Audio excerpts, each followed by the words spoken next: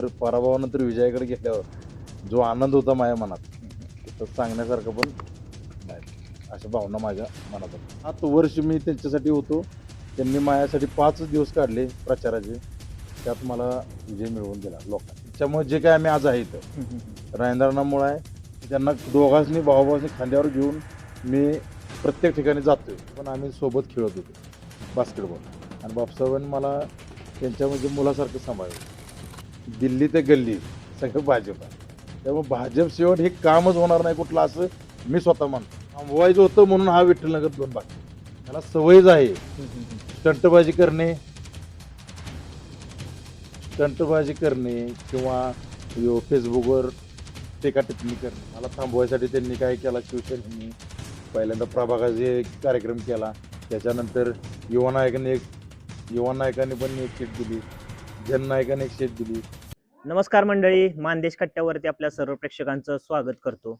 नुकतीच आटपाडी नगरपंचायतीची निवडणूक पार पडली आणि निकालही लागला. आणि प्रभाग क्रमांक 13 मधून जे नगरसेवक म्हणून निवडून गेलेत ते पैलवान ग्रुपचे संपर्क प्रमुख अजितदादा जाधव आपल्यासोबत आहेत. त्यांचा जो राजकीय प्रवास आहे तो संपूर्ण जाणून घेणार आहोत. विजयापर्यंत एक सामान्य समाजातला एक कार्यकर्ता नगरसेवक कसा घडला यावरती आपण सविस्तर त्यांच्याशी बोलणार आहोत. प्रथमचा तुमचं मानदेश प्राईम मध्ये स्वागत आहे. लोकांनी तुमच्यावर विश्वास टाकला, तुम्ही नगरसेवक म्हणून निवडून गेला. नगरसेवक झाल्यानंतर मनामध्ये पहिली भावना काय होती? सगळ्यात पहिली भावना माझी ही होती की मागच्या वेळेस जे मी पडलेलो ग्रामपंचायत सदस्याला उभा राहिलेलो, मागच्या वेळेस काही थोडक्या मताने माझा पराभव झाला.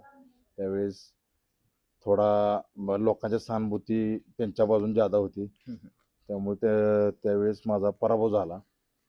तो पराभव निवडून आल्यानंतर पराभवानंतर विजयाकडे गेल्यावर जो आनंद होता माझ्या मनात तर सांगण्यासारखं पण नाही. अशा भावना माझ्या मनात. एक सामान्य समाजातून तुम्ही वडर समाजातून एक सामान्य कार्यकर्ता म्हणून नगरसेवक पदापर्यंतचा तुमचा प्रवास होता. तुम्हाला काय काय अडथळे आले त्या पदापर्यंत जाण्यापर्यंत? मी गेल्या वेळेस माझा पराभव झाला. त्याच्यानंतर एक महिनाभर मी दुःखात होतो माझ्या पराभवाच्या. त्यानंतर जे मी काम चालू केले, माझ्या लोकांच्या अडीअडचणीत जात होतो.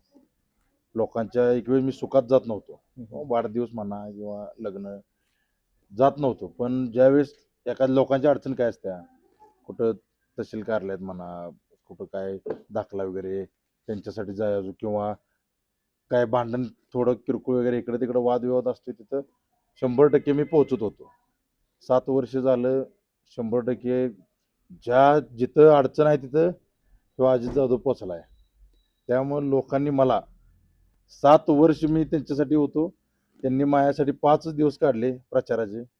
त्यात मला विजय मिळवून दिला लोकांनी. एकीकडं जे मायक्रो ओबीसी घटक आहे त्यांचं प्रतिनिधित्व करणारी लोक ग्रामपंचायत असेल, नगरपंचायत असेल, ते मंत्रालयापर्यंत कमी आहेत. आणि ज्या समाजातून येता तुम्ही त्या समाजाचंही प्रतिनिधित्व करणारी संख्या कमी आहे. परंतु एका पक्षाने, नॅशनल पक्षाने तुम्हाला एक संधी दिली, त्याबद्दल काय सांगाल? मी प्रथमतः बहुजन हृदय सम्राट गोपीचंद पडळकर साहेब यांचं मी जेवढा आभार मानाल तेवढं कमी आहे.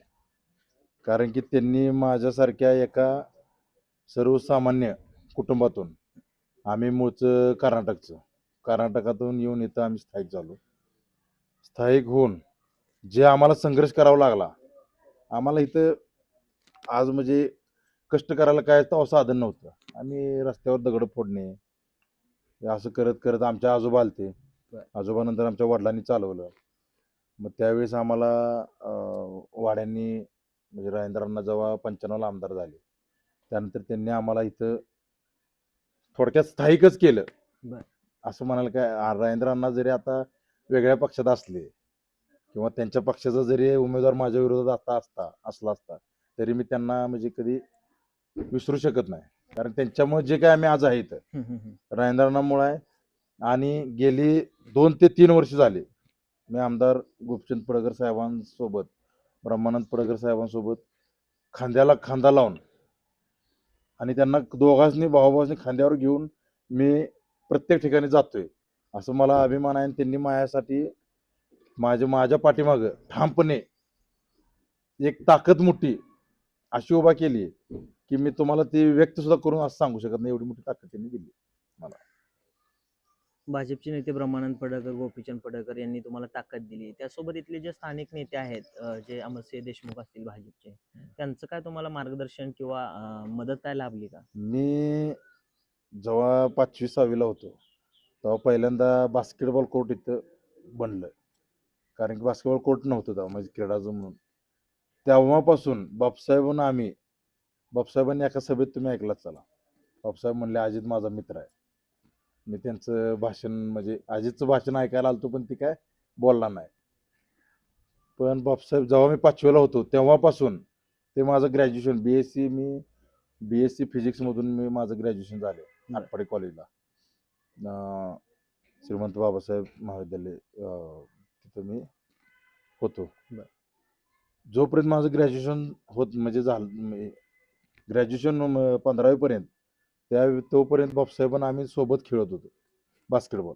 आणि बापसाहेबांनी मला त्यांच्या म्हणजे मुलासारखं सांभाळलं. भारतीय जनता पार्टीनं एक मायक्रो ओबीसी घटकाला एक संधी दिली, परंतु भविष्यात ते अशा समाजातील युवकांना संधी देण्यासाठी भाजप मजबूतपणे काम करेल असं वाटतंय का तुम्हाला? 100% करणार. कारण की आज तुम्ही बघताय दिल्ली ते गल्ली सगळं भाजप आहे, त्यामुळे भाजप शेवट हे कामच होणार नाही कुठलं, असं मी स्वतः मानतो. कारण की आज काही जरी करायला म्हणलं तर सत्ता लागतं, तुम्हाला माहिती. सत्य शेवट काय चालत नाही.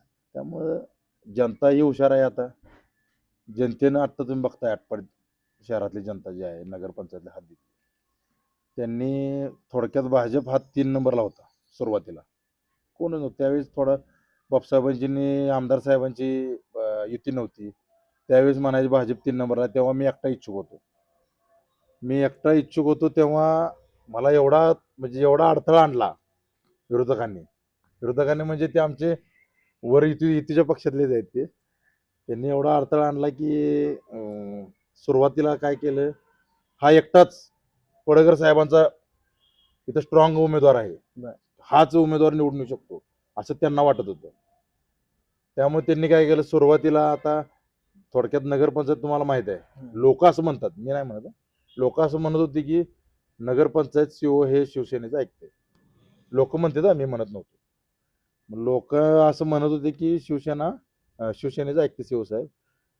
मग त्यांनी काय केलं, माझा प्रभाग, माझं घर सुद्धा त्यांनी प्रभाग 14 मध्ये टाकले. त्यांचं ऐकून टाकले का कसं काय झाले, कारण भौगोलिक रचनेत जो नकाशा आहे त्या नकाशात असं कुठंच वाटत नव्हतं की हे बाबा भौगोलिक रचनेनुसार प्रभाग रचना झाली आहे. आणि काही आता जननायक म्हणून जे म्हणजे शिवसेनेचे आहेत नेते आहेत, त्यांनी मला सांगितलं तुम्ही 14 मध्ये उभा राहा, आम्ही आहे तुमच्या पाठीशी. आणि थोडं हसले, खिल्ली उडवली माझी, कारण की प्रभागात 2 तुकडं झालं. विठ्ठलनगर माझा हा परिवार आहे पहिल्यापासून. 14 मधून उमेदवारी देऊन इकडे 13चा त्यांचा मार्ग मोकळा करायचा होता, म्हणून तुम्हाला तिकडे उमेदवारीसाठी प्रयत्न करायचे. मला थांबवायचं होतं म्हणून हा विठ्ठलनगर 2 भाग केले. कारण की माझं घरच तिकडे टाकलं म्हणजे विषय संपला नाही तर. आणि हा निम्मा विठ्ठलनगरच जातो ना, ही रस्ता जो आहे निम्मा विठ्ठलनगर 14 मध्ये नेला आणि निम्मा तिकडे 13 मध्ये ठेवला. मग त्यावेळेस काय केलं, मी लढलो माझ्या ताकदीनं, आमदार पडळकर साहेबांच्या मार्गदर्शनाखाली, ब्रह्मानंद पडळकर साहेबांच्या मार्गदर्शनाखाली. त्यावेळेस युती नव्हती, त्यामुळे बापूसाहेबांनी मी काय बोललो नव्हतो.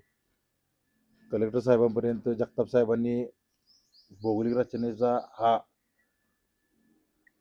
नकाशा कुठेही बसत नाही म्हणून त्यांनी हा प्रभाग रचना 1 करून दिली आणि प्रभाग 13 हा विठ्ठलनगर भाग 1 करून असा येतो. टाकीपासून ते आपले कदम हाईट्स तिथवर असा प्रभाग रचना त्यांनी हावाड्यापर्यंत करून दिला. तुमच्या प्रभागातील लोकांनी तुमच्यावर विश्वास टाकलाय, तुम्हाला संधीही दिलेली आहे. तुमच्या प्रभागातल्या अशा काही ज्वलंत समस्या आहेत की त्या तुम्ही काही 100 दिवसांमध्ये तुम्ही मिटवू शकता, अशा काही ज्वलंत समस्या आहेत का? आता समस्या भरपूर आहेत. मी 100 दिवस काय म्हणत नाही, पण 5 वर्षात प्रत्येक माणसाची जी समस्या आहे माझ्या प्रभागातील, प्रत्येक माणसाची म्हणतोय मी, त्या माणसाची समस्या आहे त्याची एक ही समस्या राहणार नाही.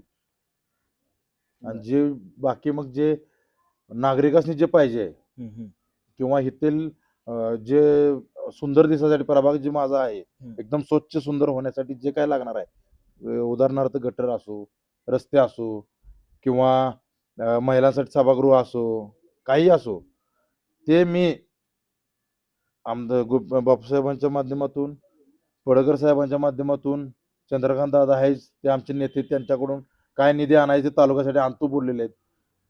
मंत्री 3 मंत्री येऊन गेलेत. चंद्रकांत दादा होते, जयाभावा होते, आपले पंकजाताई होते, यांनी सांगितलेलं आहे आटपाडीला निधी कमी पडून देणार नाही. कारण तुम्हालाही माहिती आहे, तुम्ही पत्रकार आहे, सांगली जिल्ह्यात, पूर्ण सांगली जिल्ह्यात आटपाडी आणि जत 2च भाजप आहे. त्यामुळे भाजप इथं असल्यामुळे भाजपला आम्हाला तर वाटत नाही की बाबा आमदार साहेबांनी वगैरे काय निधी कमी पडून देतील. भविष्यात तुम्ही एक उत्कृष्ट नगरसेवक म्हणून कशा प्रकारे एक वेगळी छाप पाडाल? मी वयाच्या 22 वर्ष वय माझं 22 तेव्हापासून मी आटपाडी शहरात म्हणा किंवा पूर्ण महाराष्ट्रात मी काम करतो. काम म्हणजे काय माझं, की मी संपर्क प्रमुख आहे महाराष्ट्राचा. आज समजा आटपाडीतला एखादा माणूस गेला, कुठेही गेला महाराष्ट्रात, कुठल्याही कानाकोपऱ्यात गेला, तेव्हा तिथं काही अडचण आली, वेळ सांगून येत नाही. बरोबर. वेळ सगळ्यात वाईट. तिथं माझी म्हणजे आता माझी संघटना आहे पूर्ण महाराष्ट्रात, तिथं माझी माणसं काय म्हणते त्याला 5-6 मिनिटात लोकलची 5-50 पोरं येतात, असं मी सहकार्य केलेलं आहे.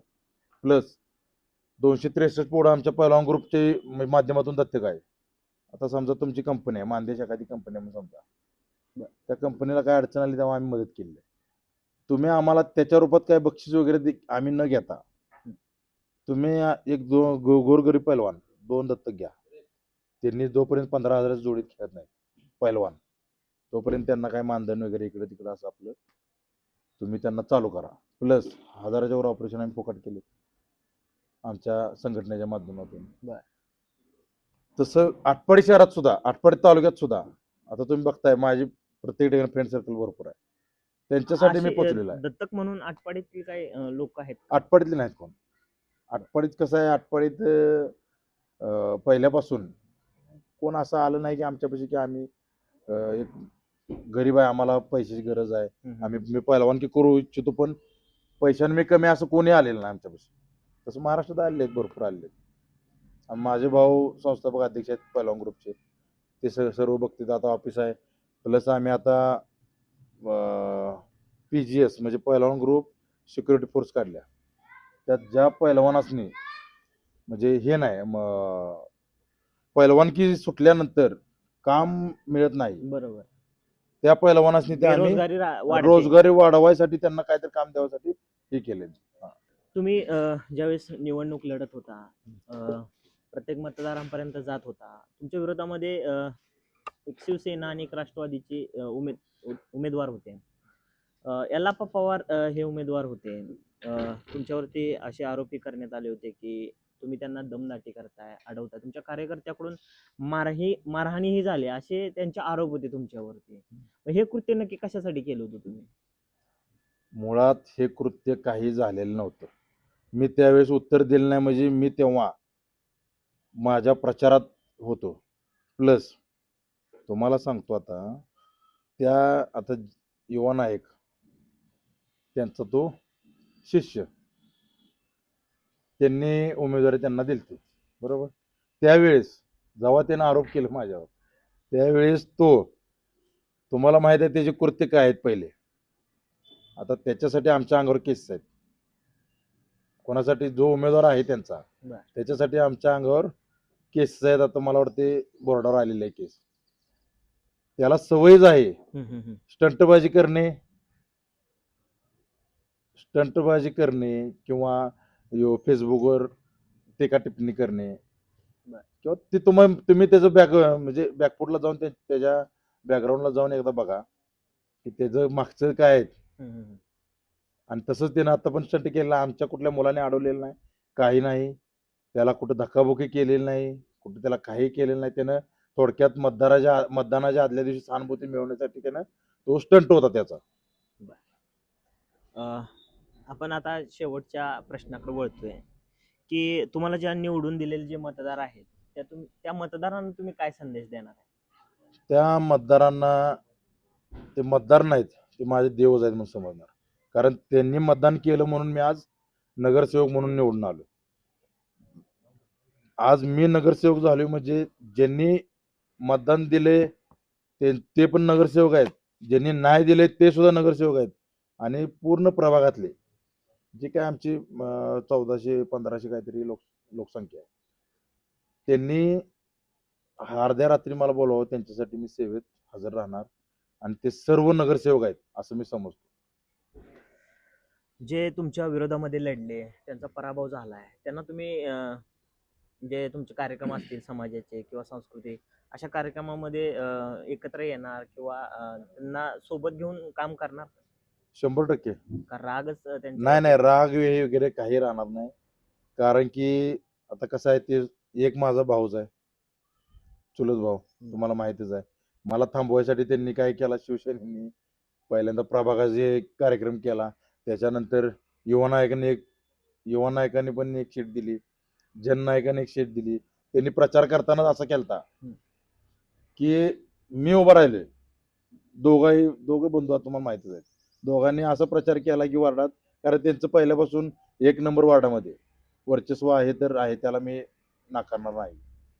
आज माझ्या पाठीमागं पडळकर साहेबांचा आशीर्वाद, पडळकर बंधूंचा आशीर्वाद, बापसाहेबांचा आशीर्वाद आणि माझ्या जनतेचा, माझे 6 चुलते असतील, 2 आत्या असतील, ह्या सर्वांच्या आशीर्वादानं किंवा माझे भाऊ आहेत, माझे मोठे भाऊ आहेत, मारते भाऊ आहेत, सर्व भाऊ यांच्या आशीर्वादाने मी लढलो त्यांना ताकदीनं आणि निवडून आलो. म्हणून मी काय हुरवून जाणारा माणूस नाही. जरी माझ्या विरोधात उभा राहिले, लढले, लोकशाही आहे, त्यांनाही उभा राहायचा अधिकार आहे. त्यांनी उभा राहिले लोकशाही मार्गाने, मी पण लढलो, तेही लढले. त्यामुळे त्यांच्यावर रागायला त्याचं काही काम नाही. त्यांनी एकत्र यावं, त्यांनी मला काय काम सांगावं, मी ते काम करायला पुढे. आणि श्रेयवादात वगैरे पडण्यात मी तर अजिबात इंटरेस्ट नाही. कालचाच किस्सा सांगतो तुम्हाला. मी आणि युटी सर आपल्या विनायक काकापाशी भेटायला चाललेलो. विनायक काका आमचे 16 प्रभागातून पराभूत झालेत, पण त्यांच्या सांत्वनासाठी आम्ही चाललेलो 9 नंबर प्रभागामध्ये शेटपळ चौकात गटर फुटलेली गटरीची घाण पूर्ण रस्त्यावर आली. मग मला दिसली, मी म्हणलं सरांना, म्हणलं आपले नगराध्यक्ष, त्यांना म्हणलं साईडला जरा थांबवा गाडी आणि शिवसाहेबांना वगैरे सांगून आपलं करून घेऊ. मग आम्ही उतरलो खाली, शिवसाहेबांना बोलवलं. शिवसाहेब योगायोगानं सांगलीला गेलते, येत होते, स्टँडपाशी होते, आपले साई मंदिर चौकापाशी होते. आलो म्हणले 2 मिनिटात. मग आले तिथं शिवसाहेब आले. शिवसाहेबांनी सांगितलं असा प्रश्न होता. मग साहेबांनी आमच्या समोर फोन लावला. वेळ संध्याकाळी मला वाटते 5, 5:30, 6च्या दरम्यान वेळ होती. मग त्या वेळेत आम्ही बोलवून घेतला त्यांना, जे नगरपंचायतचे कर्मचारी आहेत त्यांना बोलवून घेतलं. त्यांना सांगितलं. त्यांनी फक्त एक रिक्वेस्ट केली आम्हाला की आता संध्याकाळ झाल्या, अंधार झाल्या, ब्रेकरवाला वगैरे मिळणार नाही, आम्ही दुसऱ्या दिवशी करून घेतो काम. आम्ही ठीक आहे म्हणलं. एवढं म्हणजे आता एकदम मिळत नाही म्हणल्यावर तर कर्मचाऱ्यांनी तर काय करणार, म्हणून आम्ही म्हणलं ठीक आहे, उद्या सकाळी करा. उद्या सकाळी करा म्हणलं. सकाळी आमचे नेहमीप्रमाणे त्यांचा फोन आला, आम्ही चाललोय काम करायला. काम करायला गेले. काम करायला गेल्यानंतर आता 9 नंबर प्रभागातली नगरसेविका म्हणा किंवा 3 नंबरचे नगरसेवक काहीतरी ते गेले शिवसेनेचे. त्यांनी फोटो काढला, टाकला की काहीतरी कमेंट असं, मला आत्ता मगाशी एकाने सांगितलं की फेसबुकला अशी कमेंट केल्या की बाबा आत्ता लगेच 5 मिनिटात त्यांनी काम करून घेतलं. माझं एकच सांगणं आहे, म्हणजे जेवढे नगरसेवक आहेत त्यांना एकच सांगणं आहे की नगराध्यक्ष अतिशय चांगला आहे, युटी सर, भेद ना भाव अजिबात करणार नाही. आपल्याला पूर्ण आटपाडी तालुका, शहर, आता सध्या नगरपंचायत पुरतं बोलतो मी, नगरपंचायत हात जेवढे आहे, ब्ल्यू प्रिंट जे आहे, गुपशेट म्हणलेले आहेत, विकासाचे ब्ल्यू प्रिंट त्या पद्धतीने करायचं पूर्ण आपल्याला. आणि हे करताना श्रेय ही फक्त आम्ही घेणार नाही आणि श्रेयवादात आम्ही कधी पडणार नाही. तिथं जरी आम्ही काम केलं असेल किंवा नगराधीश साहेबांनी जरी काम केलं तर त्या प्रभागात जरी शिवसेनेचा जरी नगरसेवक असला तरी आम्ही त्याला मान सन्मान तेवढाच देणार आहे. आणि जे आमच्या पाठीमागे जो राहिलेला नगरसेवक आहे उमेदवार आता थोडा त्यालाही मान देणार आहे तेवढाच. त्यामुळे कुणी श्रेयवादात पडू नये. याच्या आधी मी पण बघितलेलं आहे. काम एकानं आणायचं नारळ दुसऱ्यानं फोडायचं असल्या ह्याच्यात न पडता आपल्याला कसं शहराचा विकास होईल याचं विजन घ्यायचं आणि पुढे चालत राहायचं. आता आज जे केलं त्या सुरुवात म्हणजे त्यांनी थोडक्यात ठिणगी टाकायचा प्रयत्न केला. हे होऊ नये. पूर्ण जेवढे नगरसेवक आता 17च्या 17 आहेत प्लस नगराधीश साहेब तर आमचे तुम्हाला माहिती आहे शिक्षक म्हणजे एकदम असे धुतलेले तांदळागत आहेत. त्यांना असं न काय असं म्हणजे त्यांच्यावर एक डाग नाही आतापर्यंत. ह्याच्यानंतरही नाही येणार कधी ह्याची मी ग्वाही देतो. आणि तुम्हाला सांगतो त्या 17 नगरसेवकांना मला धरून मान सन्मान हा सर्वांना मिळणार. काम मी जरी आणलं, नगराधीश साहेबांनी जरी आणलं, बापसाहेबांनी जरी आणलं, पडळकर साहेबांनी जरी आणलं तर मान सन्मान ही तिथल्या लोकांनी, तिथल्या नगरसेवकाला, तिथल्या आमच्या उमेदवाराला किंवा आमच्या उमेदवार असला त्यांचा जरी उमेदवार आता माझ्या वार्डात 3 जण आहेत त्यांनाही तेवढंच मान सन्मान मिळणार ही मी शब्द देतो. आणि ही मी आमचे नगराधीश साहेब सुद्धा 100% अशा मताची आहेत. मी ही तुम्हाला स्पष्ट आणि छाती ठोक सांगू शकतो. त्यामुळे श्रेयवादात सर्वांना विनंती आहे की कुणीही पडू नये. यात वेळ वाया घालवून यात कमेंट्स यात म्हणजे सोशल मीडिया ही करण्यात काय मजा नाही. काम करा, विकास करा.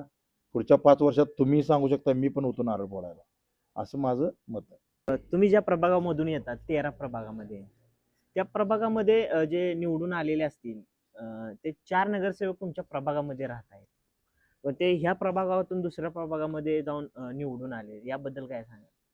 हा मला अभिमान आहे की प्रभाग 13 मध्ये रहिवासी असणारे मला धरून 4 नगरसेवक आहेत.